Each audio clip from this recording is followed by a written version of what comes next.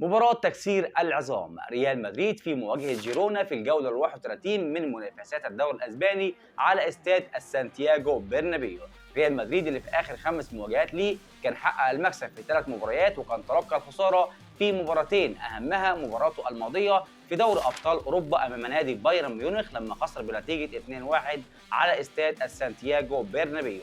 زي ما كلنا عارفين ريال مدريد حاليا في الوصافة عنده 69 نقطة من 30 مباراة، متأخر ب7 نقاط كاملين عن المتصدر برشلونة. أما نادي جيرونا في آخر 5 مواجهات ليه وضعه وأداؤه متذبذب، حقق المكسب في مباراتين وكان تلقى الخسارة في مباراتين وتعادل في مباراة. جيرونا حاليا في ترتيب المركز ال 12 عنده 37 نقطة من 30 مباراة. فهل النهارده هنشوف مفاجأة من جيرونا على استاد سانتياغو برنابيو مثلما فعل في الدور الأول في مباراة الذهاب بعدما أحرج ريال مدريد وتعادل معاه بنتيجة إيجابية بنتيجة 1-1؟ ولا ريال مدريد النهارده هيستغل أرضية ملعبه وجمهوره وهيحاول طبعا يراضي الجمهور بعد خسارته الأخيرة في دوري أبطال أوروبا، وهيحقق النهارده المكسب على جيرونا بكل سهولة علشان يقرب أكتر من برشلونة المتصدر ترتيب الدوري الأسباني؟ عايز أعرف توقعاتكم إيه في التعليقات، علشان طبعا صاحب التوقع الصحيح إن شاء الله هيتم ذكره في بداية الفيديو